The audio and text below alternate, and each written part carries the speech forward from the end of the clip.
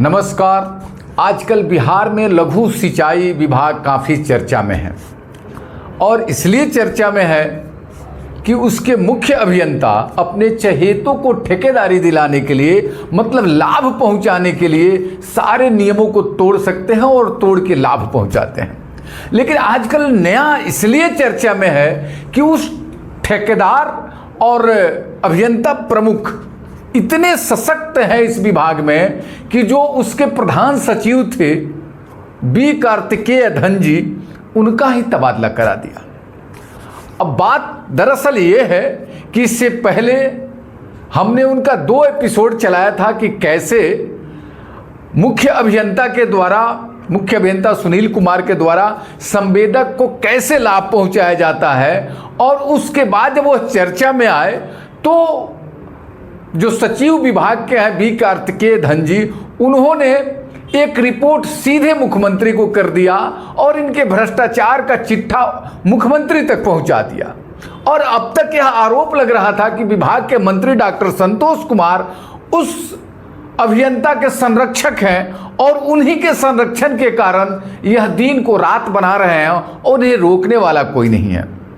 जब भी जो अभियंता प्रमुख उसके खिलाफ जो जांच की है और तथ्यात्मक जांच रिपोर्ट जिसमें सारे प्रमाण पुख्ता पाए गए कि ये भ्रष्टाचार में संलिप्त हैं और सरकार के राजस्व को न किसी को लाभ पहुंचा रहे हैं बल्कि कहीं ना कहीं उसमें संलिप्त है, ऐसा रिपोर्ट जब अभियंता प्रमुख के द्वारा विभाग के सचिव को दिया गया तो सचिव के द्वारा मंत्री को कई बार पत्र दिया गया कि इस मुख्य अभियंता पे कार्रवाई की जाए। तो मंत्री जी के द्वारा इस फाइल पे न सिर्फ कुंडली मार के बैठ गए बल्कि उन्हें बचाने के लिए सारी हदों को पार कर गए।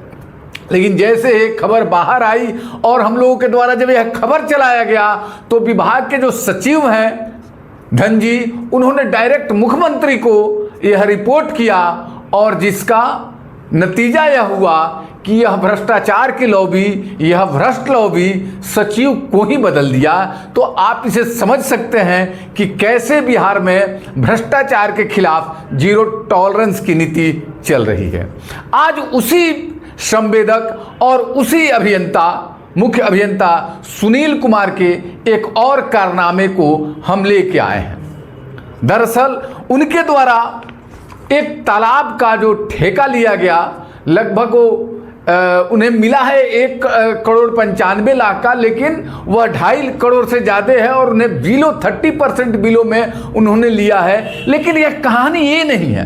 कहानी दरअसल यह है कि उनकी वो धर्मेंद्र कुमार जो नवदा इंजीनियरिंग के प्रोप्राइटर हैं जिन्हें यह ठेका दिया गया है, उन्हें दिसंबर 2025 में 10 साल के लिए ब्लैक लिस्टेड किया जाता है। और उनके ब्लैक लिस्टेड होने के बाद यही चीफ इंजीनियर मुख्य अभियंता सुनील कुमार ब्लैक लिस्टेड होने के बाद मार्च 2026 में उन्हें एक योजना देते हैं और उन्हें एग्रीमेंट करते हैं तालाब के जीर्णोद्धार के लिए। अब सवाल उठता है कि जो संवेदक ब्लैक लिस्टेड हो गया, उसी विभाग से ब्लैक लिस्टेड हो गया, उसी विभाग के चीफ इंजीनियर के रिपोर्ट पे ब्लैक लिस्टेड हो गया, उसके बाद भी उसे ठेका क्यों दिया गया। और इतना ही नहीं, ये जो भ्रष्ट अभियंता है सुनील कुमार, जो मुख्य अभियंता है, ये हाईकोर्ट से भी कुछ ऊपर है।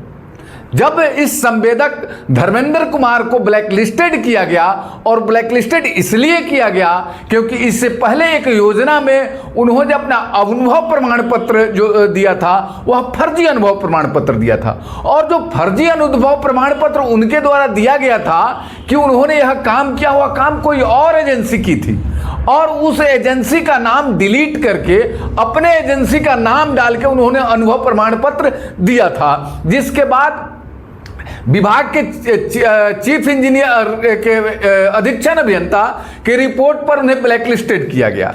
तब ये धर्मेंद्र कुमार हाईकोर्ट चले गए और हाईकोर्ट ने उन्हें ब्लैक लिस्टेड से एक बार रिमूव करते हुए विभाग से आग्रह किया कि इसे फिर से जांच किया जाए। और विभाग ने उनसे पुनः उन पर जांच शुरू किया। और जब जांच शुरू किया तो उन्हें कई बार नोटिस दिया गया कि आप जो डॉक्यूमेंट्स लगाए हैं, यदि आपको लगता है कि जांच गलत है तो वह डॉक्यूमेंट्स लेके आइए।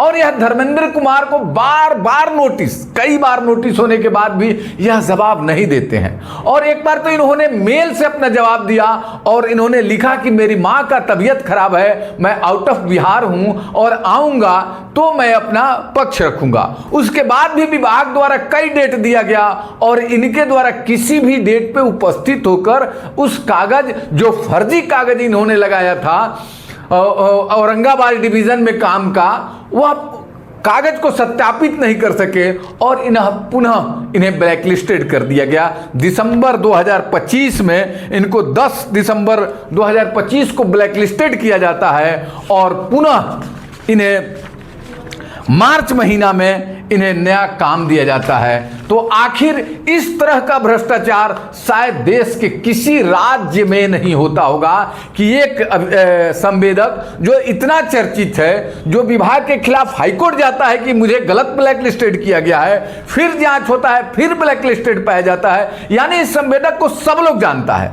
लेकिन सुनील कुमार जो मुख्य अभियंता है वो इन्हें कुछ ज्यादा ही जानते हैं। और इससे यदि उनकी तुलना की जाए, यदि जांच अच्छे से की जाए, यदि सरकार चाहती है कि सच में जीरो भ्रष्टाचार के खिलाफ जीरो टॉलरेंस की नीति हो, तो इससे पहले इसी तरह की योजना में इसी तरह के संवेदक जिसे डिवाइड घोषित किया गया है उसे काम से वंचित किया गया है और उस डॉक्यूमेंट्स पर इसी सुनील कुमार का दस्तखत है। यानी किसी और के लिए जब बारी आए तो वह गलत होता है और जब धर्मेंद्र कुमार के लिए बात आए तो यह अभियंता, मुख्य अभियंता दीवार की तरह खड़ा हो जाते हैं और उनके सारे गलत काम को नजरअंदाज करते हुए उन्हें फिर से योजना दिया जाता है और उनसे काम कराया जाता है। लेकिन अब देखिए ये कितना बड़ा भ्रष्टाचार है। यह जितना दिन बचाया जा रहा है, यदि यह मामला एक बार फिर से हाईकोर्ट या कहीं अच्छे फॉर्म पे जाता है तो जवाब इस विभाग के पास नहीं होगा। यह विभाग जवाब देने में सक्षम नहीं होगा कि इस तरह का भ्रष्टाचार शायद ही कभी हुआ है और शायद ही किसी विभाग में हुआ है। और ये एकदम निश्चित रूप से कहा जाए तो ये मंत्री के संरक्षण में इस तरह के भ्रष्टाचार हो रहे हैं। यदि मंत्री सही होते तो जो भी रिपोर्ट है, कई रिपोर्ट है 10 के आसपास इन योजनाओं में गड़बड़ी का, और यही संवेदक और यही इंजीनियर है मंत्री के पास गया है और हर बार उनके द्वारा दबा दिया गया है।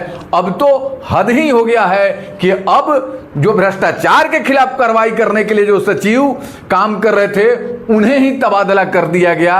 तो देखिए यह है बिहार में भ्रष्टाचार के खिलाफ जीरो टॉलरेंस की नीति। और ये लघु सिंचाई जल संसाधन विभाग है और जिसका यह कारनामा, और आगे हम लोग और भी इस पे लाएंगे। चूंकि यह एक भ्रष्ट अधिकारी अपना एक साम्राज्य खड़ा कर लिया है और यदि इनके खिलाफ सैकड़ों ऐसा काम है जो इनके द्वारा ऐसे किया गया है और ऐसा क्यों किया जाता है, यह तो एक एक लोग जानता है कि आप जानबूझ के गलत और हद से ज्यादा गलत क्यों करते हैं।